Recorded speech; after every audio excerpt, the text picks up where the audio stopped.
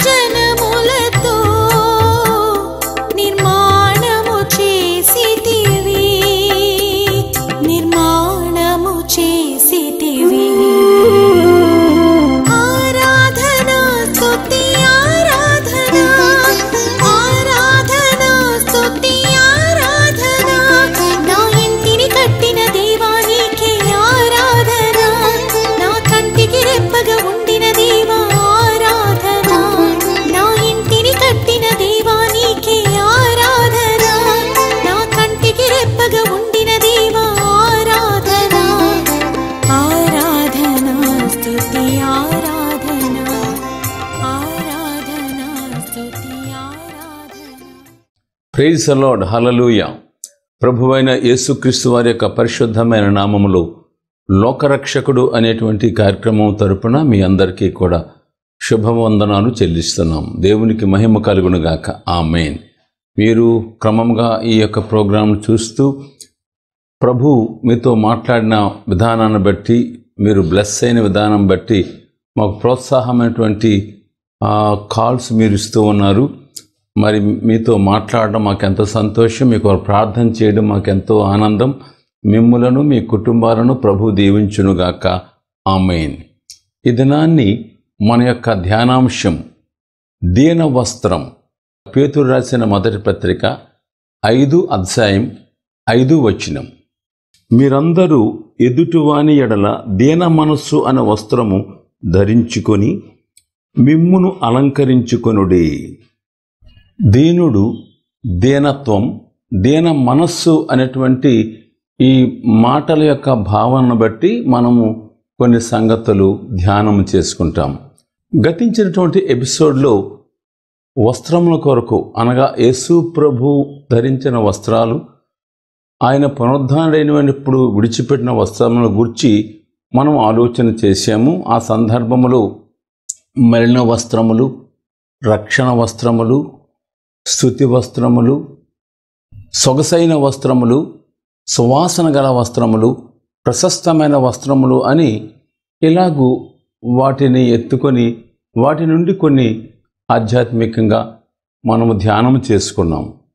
దేవునికి మహిమ కలుగునుగాక. ఆమేన్. ఇది నాని దీన వస్త్రం అనగా దీనుడు. దీన వస్త్రము అంటే దీనత్వము కలిగి ఉండుట. ఎవడు దీనుడు?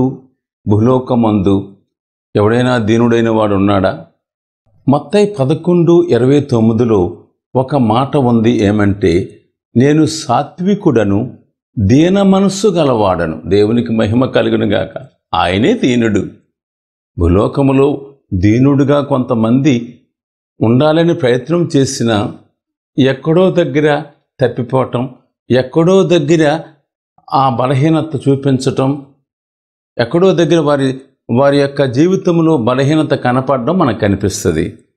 కానీ అసలైన దీనుడు, సాత్వికుడు ఎవరు అంటే మన ప్రభు అయిన యేసుక్రీస్తు. దేవునికి మహిమ కలుగునుగాక. దీనత్వము అంటే ఆయన దగ్గరే నేర్చుకోవాలి. సాత్వికము అంటే ఆయన దగ్గరే నేర్చుకోవాలి. అందువల్ల ప్రభు చెప్పాడు, నా యొద్ద నేర్చుకునుడి. నేర్చుకోవాలి మనం. దీన మనస్సు అంటే ఏమిటో, దీన మనస్సును ఎలాగ కలిగి ఉండాలో, దీన మనస్సు మన నిజ జీవితంలో, సేవలో, కుటుంబ జీవితంలో, లేకుంటే సమాజంలో మనం వెళ్తున్నప్పుడు ఆయా స్థితిగతుల్లో, ఆయా పరిస్థితుల్లో కొన్ని సంఘటనలు మనలను తెకమక చేస్తూ ఉంటాయి, మన మనసును రేపుతూ ఉంటాయి, కోపాన్ని పుట్టిస్తూ ఉంటాయి, అసహనాన్ని కలిగిస్తూ ఉంటాయి. వాస్తవానికి మనము ఆ కోపమును బట్టి ఏదో పాపాన్ని చేయటానికి, ఏదో పొరపాటు మాట మాట్లాడడానికి, దానివల్ల చాలా ప్రమాదం సుమా. నీ సాక్ష్యం పాడైపోద్ది, నీ యొక్క సేవ పాడైపోద్ది, నీ యొక్క కాపురము కూడా ఒక్కొక్కసారి పాడైపోద్ది, నీ స్నేహం పాడైపోద్ది, నీ సంఘం పాడైపోద్ది. చాలా జాగ్రత్తగా ఉండాలి. అందువల్ల నా యొద్ద నేర్చుకునండి. యేసు ప్రభువునకు ఎన్నో అలాంటి శోధనలు కలిగినాయి.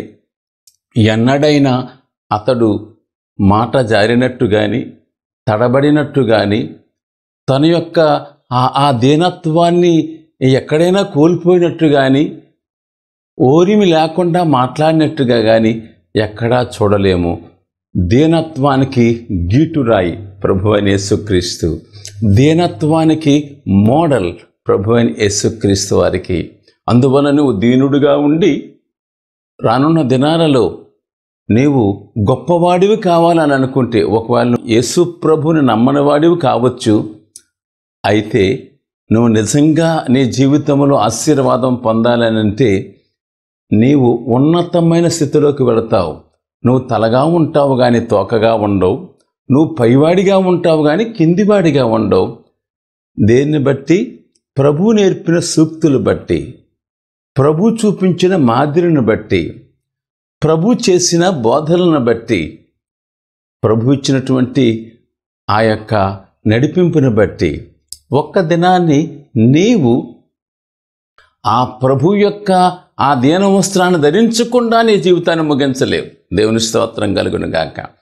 అందువల్ల ఆయనే దీనుడు, ఆయనే సాత్వికుడు. ఆ సందర్భంలో జకర్యా 9:9 ఒక మాట ఉందేమంటే, సియోను వాసులారా, యెరూషలేము ప్రజలారా, ఉత్సహించుడి, సంతోషించుడి. ఎందుకు ఉత్సహించాలి? నీ రాజు దీనుడు, నీతిపరుడై ఆయన గాడిదెను గాడిద పిల్లనెక్కి మీ మధ్యకు వచ్చుచున్నాడు. ఆహా, దేవుని స్తోత్రం కలుగునుగాక. ఆయన రాజు అని చెప్పబడింది, కానీ రాజు గాడిద ఎక్కడానికి కారణమేమి బిడ్డ? ఆయన అనుకుంటే మంచి పల్లకి, లేకుంటే మంచి ఏనుగు, లేకపోతే మంచి గుర్రం ఆయన అక్కడ సిద్ధపడి ఉండాలి కదా.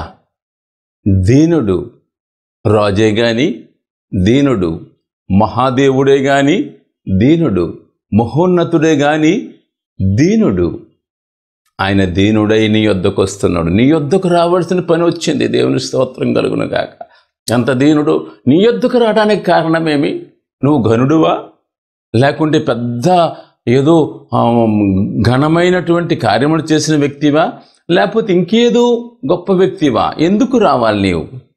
మానవుని యొక్క చరిత్ర చూస్తే వాడు బహుగా చెడిపోయినవాడు, బొత్తిగా పాడైపోయినవాడు అని ఉన్నది. బొత్తిగా పాడైపోయిన నీ దగ్గరికి మహోన్నతుడైన దేవుడు దీనుడుగా గాడిదనెక్కి రావాల్సిన పని వచ్చింది. అందులో అర్థం ఉంది. నువ్వు చాలా ప్రాముఖ్యం. నీలో పెట్టిన ఆత్మ చాలా ప్రాముఖ్యం. దేవుడు నీలో పెట్టిన ఆత్మ చాలా ప్రాముఖ్యం.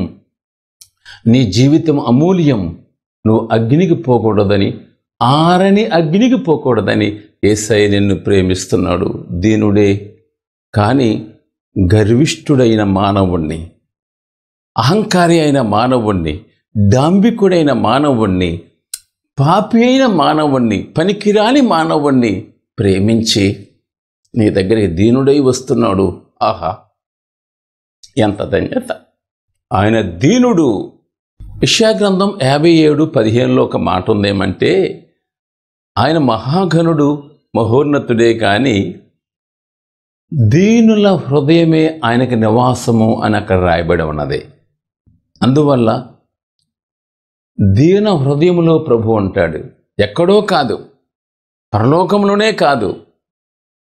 నీ హృదయము దీన హృదయముగా మార్చబడితే, నువ్వు దీనుడుగా మార్చబడితే నీ హృదయంలో ప్రభు నివాసం చేయడానికి ఇష్టపడుతున్నాడు. అది వాక్యం.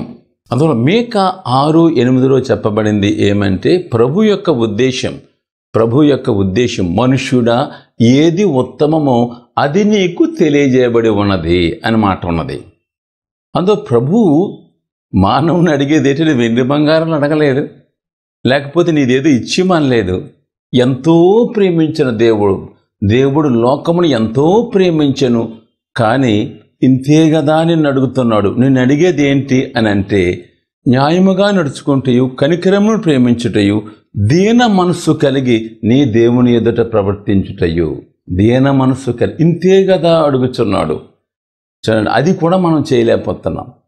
దీన మనస్సు కలిగి ఉండాలని ప్రభువే స్వయంగా అడుగుతున్నాడు. మనం దానికి లోబడలేమా? ఆ దీన వస్త్రం ధరించుకోలేమా? ఆ దీన మనస్సు కలిగి ఉండలేమా? ప్రభు ప్రీతికరముగా మనం జీవించలేమా బిడ్డలారా?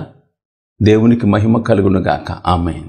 అందువల్ల ప్రభు అడిగేటువంటి మాట ఏమంటే, దీన మనస్సు కలిగి ఉండడం కాదు, దీన మనస్సుని వస్త్రముగా ధరించుకోమంటున్నాడు. అదే మనం చదువుకున్నాం. పేతురు రాసిన మొదటి పత్రిక 5:5 దీన మనస్సు అనే వస్త్రం ధరించుకొనుడి అని ఉంది. అంటే వస్త్రాన్ని, ఆ దీన మనస్సును మనం ధరించుకుంటే మనం ఏ యాంగిల్లో చూచినా ఆ దీనత్వం మనకు కనిపిస్తుంది. ఏ యాంగిల్లో మన జీవితం చూచినా, ఏ యాంగిల్లో చూచినా సేవలో నీకు ఆ దీనత్వం కనిపిస్తుంది. నీ యొక్క కుటుంబ జీవితంలో ఆ దీనత్వం కనిపిస్తుంది. సమాజంలో మనం ఏదైనా కార్యక్రమం మీద వెళ్ళేటప్పుడు ఆ దీనత్వం నీకు కనిపిస్తుంది. నీ మాటలలో ఆ దీనత్వం కనిపిస్తుంది. ప్రియమైన బిడ్డలు గమనించు. ధరించుకుంటే వస్త్రముగానే ధరించుకోమన్నాడు. ఏదో మనం ఆ దీనత్వాన్ని చూపించటం కాదు. ప్రభు ధరించుకొనుడి. ఈ సందర్భంలో కొలసి 3:12 చదువుదాం.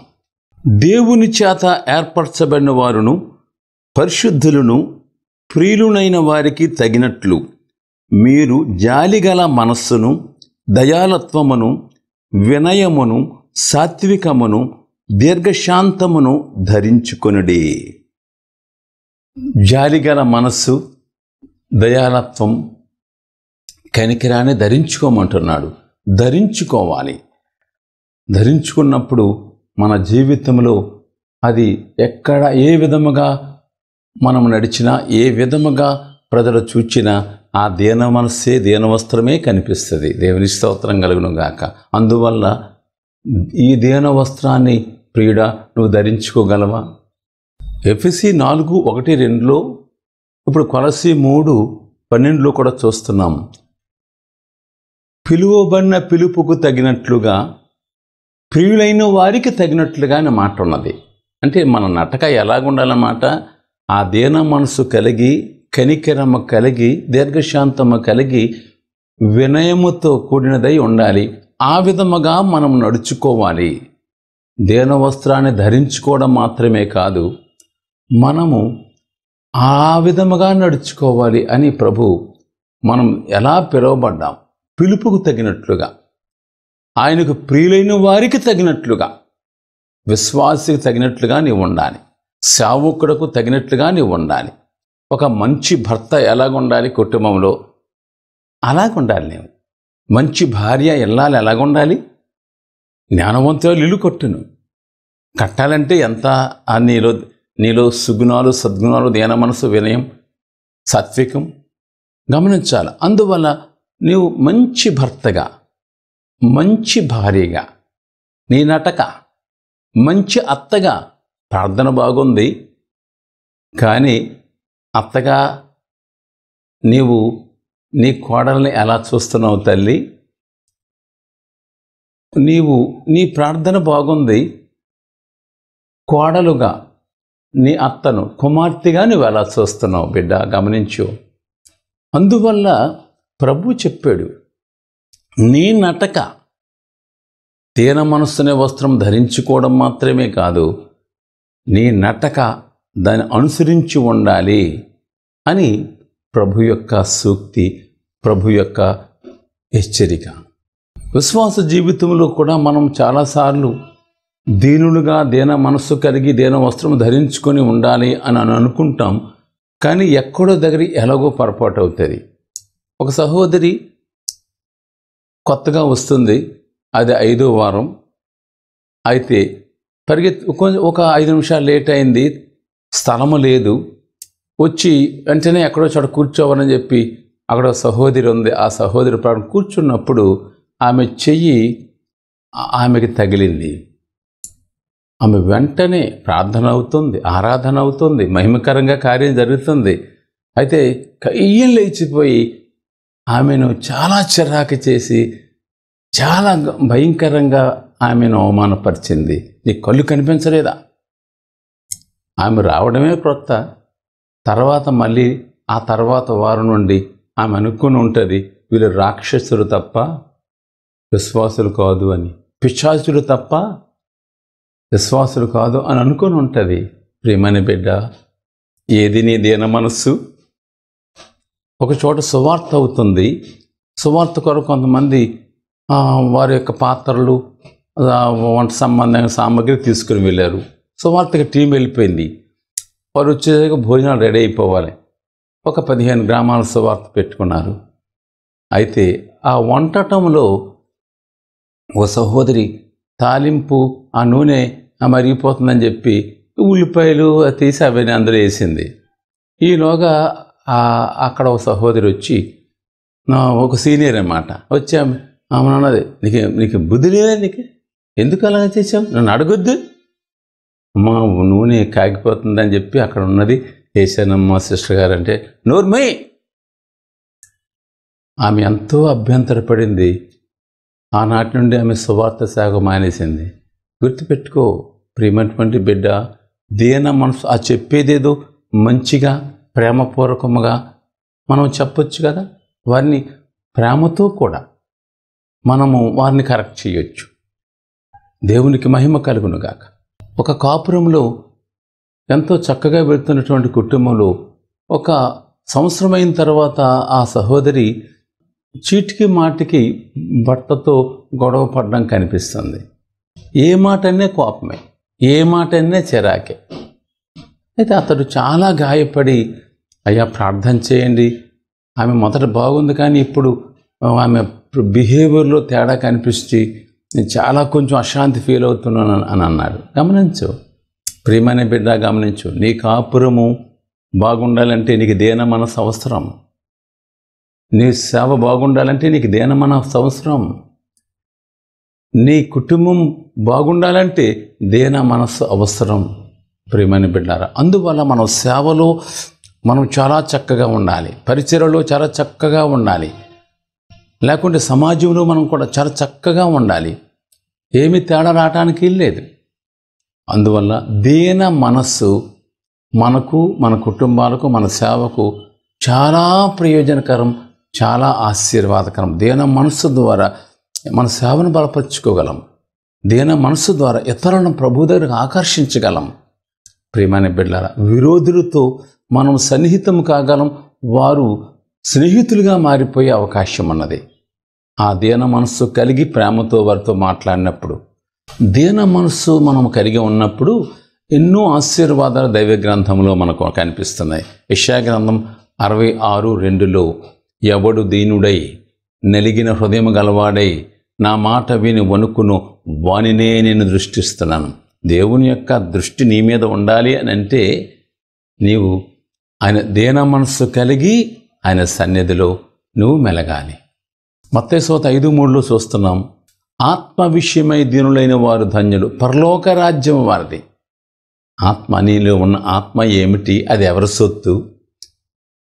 పరమాత్మ అంటే ఏమిటి? నీ ఆత్మ ఏమిటి? పరమాత్మ ఏమిటి?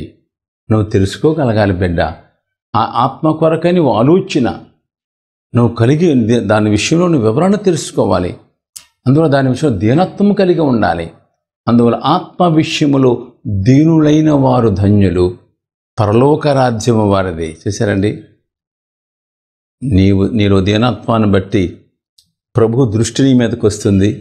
నీలో ఉన్న దీనత్వాన్ని బట్టి నువ్వు ఆత్మ విషయమే నీవు అవగాహన చేసుకొని నువ్వు పరలోకాన్ని స్వతంత్రించుకుంటావు. ప్రభు యొక్క దేవుని ద్వారా నీకు కృప అనుగ్రహించబడుతుందని యాకోబు 4:6లో ఉన్నది. ఆయన గర్వాంధులను పడద్రోసి దీనులను పైకి ఎక్కించును అనేటువంటి మాట కూడా లోకాసువార్త 1:52లో చూస్తాం. ఇలాగ ఎన్నో ఆశీర్వాదాలు ప్రభు దీనులైన వారి పట్ల ఆయన అనుగ్రహిస్తున్నాడని మనం చూస్తున్నాం. కీర్తన 37:11లో నీకు క్షేమము కలిగి సుఖించెదవు, దీనులు భూమిని స్వతంత్రించుకుందురనే మాట ఉన్నది. అందువల్ల ప్రియమైనటువంటి బిడ్డలారా, ఈ దీనుడు మొర్రపెట్టగా దీన హృదయముతో మనం ప్రార్థన చేస్తే ఆ ప్రార్థన ప్రభు దగ్గరికి వెళ్తుంది. చూడండి, గమనించండి, దీనత్వాన్ని బట్టి ఎన్ని ఆశీర్వాదాలు మనం చూడగలుగుతున్నాం. ఈ దీనుడు మొర్రపెట్టగా యెహోవా ఆలకించిన మాట ఉంది. 2వ రాజుల గ్రంథం 22:19లో కూడా ఒక మాట ఉంది. ఇశ్రాయేలు దేవుడైన యెహోవా సెలవిచ్చినదేమనగా, ఈ స్థలము పాడుగుననియు దాని కాపరస్తులు దూషణాస్పదులు గుదురనియు నేను చెప్పిన మాటలను నీవు ఆలకించి మెత్తని మనస్సు కలిగి యెహోవా సన్నిధిని దీనత్వము ధరించి నీ బట్టలు చింపుకొని నా సన్నిధిని కన్నీళ్లు రాల్చితివి గనుక నీవు చేయు మనవిని నేను అంగీకరించి ఉన్నాను. దేవుని స్తోత్రం, హల్లెలూయా. ప్రియారా, గమనించండి, దీనత్వముతో తగ్గించుకొని ప్రభు సన్నిధిలో చేసే మనవి అది వినబడుతుంది అని మనము వాక్యాన్ని బట్టి మనం గమనిస్తున్నాం. అందువల్ల యాకోబు 4:10 ప్రకారముగా మనము తగ్గించుకుంటే ప్రభు మనల్ని హెచ్చిస్తాడు అని ఉన్నది. తను తాను తగ్గించుకుని వాడు హెచ్చించబడును. ప్రియమైన బిడ్డలారా, అందువల్ల ఈ దీన మనస్సు అనేటువంటి ఈ యొక్క నడవడి ద్వారా, ఈ వస్త్రాన్ని ధరించుకోవడం ద్వారా, అలాగూ మనం ప్రవర్తించడం ద్వారా ప్రియమైన బిడ్డలారా ఇతరులకు మనం మాదిరి అవుతాం. ప్రభు యొక్క జీవితమే మనకు మాదిరి అని అనుకున్నాం. పరిశుద్ధుడైన పౌలు జీవితం కూడా మాదిరిగా మనకి కనిపిస్తుంది. ఆ మాట మనం చదువుకొని ముగించుకుంటాం. అపోస్తలుల కార్యం 20:19 యూదుల కుట్ర వలన నాకు శోధనలు సంభవించినను కన్నీళ్లు విడుచుచు పూర్ణమైన వినవభావముతో నేను ఎలాగూ ప్రభువుని సేవించుచుంటునో మీకే తెలియను. సువార్త ప్రకటిస్తూ ఉంటే అనేక మంది శత్రువులు అయిపోతారు. సువార్త వారికి అక్కరలేదు. కొంతమందికి కొన్ని నియమావళులు ఉంటాయి. మనుషులు కల్పించిన పద్ధతులను దైవోపదేశాలుగా అనుసరిస్తారు. కానీ దైవవాక్యం అంటే వారికి అక్కరలేదు. దేవుని చిత్తం ఏమిటో తెలుసుకోవడానికి వారికి ఆ మనస్సు రాదు. అందువల్ల సత్యమును గూర్చి వారికి వినబడినప్పుడు వారు చాలా ఉగ్రులు అవుతారు, చాలా కుట్రలు చేస్తారు, చాలా వ్యతిరేకులు అవుతారు. అయితే పరిశుద్ధుని పౌలు యూదుల వల్ల కుట్రల వల్ల చాలా శోధనలు వచ్చినాయి, కానీ కన్నీరు విడుచుచు సహించుకుంటూ ఓర్చుకుంటూ ప్రభు కొరకు ఎలాగూ పరిచర్య చేసినో అది మీకు తెలియను అని చెప్తున్నాడు. దేవునికి మహిమ కలుగును గాక.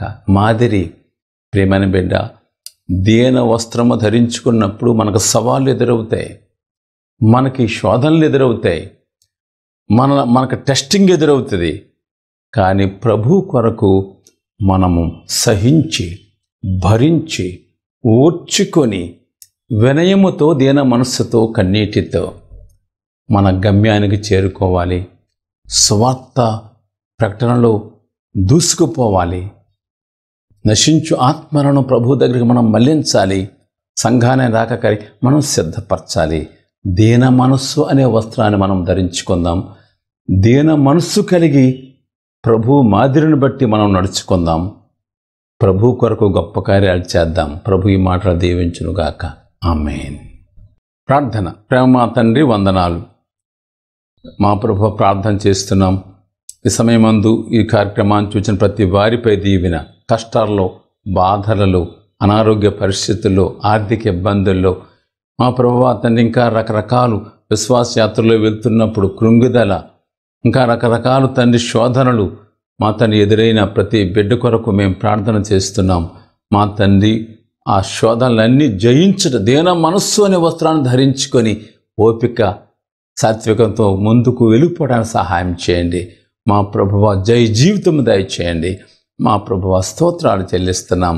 ఇదిగో మా ప్రభువా ఈ దినాన్ని ఎవరైతే జన్మదిన వేడుక చేసుకుంటున్నారో వారిపైన ప్రత్యేకమైన ఆశీర్వాదాలు ఉంచండి. ఎవరైతే వెడ్డింగ్ యానివర్సరీ చేసుకుంటున్నారో వారిపైన ప్రత్యేకమైన ఆశీర్వాదం ఉంచండి. దేవా స్తోత్రాలు. సేవలో ఉన్నవారికి దీన వస్త్రం, మా తండ్రి దంపతులుగా ఉన్నవారికి వారిపై దీన వస్త్రం, ఇంకా ప్రభా సమాజ సేవలు అందిస్తున్న వారికి దీన వస్త్రం మా ప్రభ మీరు అనుగ్రహించి ఆ యొక్క ఆశీర్వాదాలతో నడిపించమని వేడుకుంటూ ఈ దినాన్ని ఈ ప్రోగ్రాం స్పాన్సర్ చేసినటువంటి ప్రియులు ఐ ప్రసాదరావు గారు వారి కుటుంబాన్ని బట్టి మీకు వందనాలు చెల్లిస్తూ ఆ దంపతులను, వారి యొక్క కుమార్తెను, వారి కుటుంబాలను బహుగా దీవించి ఆశీర్వదించండి. మహిమ పొందుము. యేసు ప్రభు ద్వారా ప్రార్థిస్తున్నాము తండ్రి. ఆమేన్. తండ్రి, కుమార, పరిశుద్ధాత్మ త్రియేక దేవుని దీవెన స్పాన్సర్ చేసిన ఐ ప్రసాద్ గారు, ప్రమేల వారి ధ్యాన కుటుంబం, నాకు వారి బిడ్డలకు, ఈ ప్రోగ్రాం చూస్తున్నటువంటి ప్రతి సహోదరి సహోదరులకు నిత్యము తోడే నడిపించునుగాక. ఆమేన్. Our address: Jesus Heals Ministries, Holy Fire Worship, door number 36-79-32, NH5, Kancharapalam, Visakhapatnam 530008, Andhra Pradesh, India.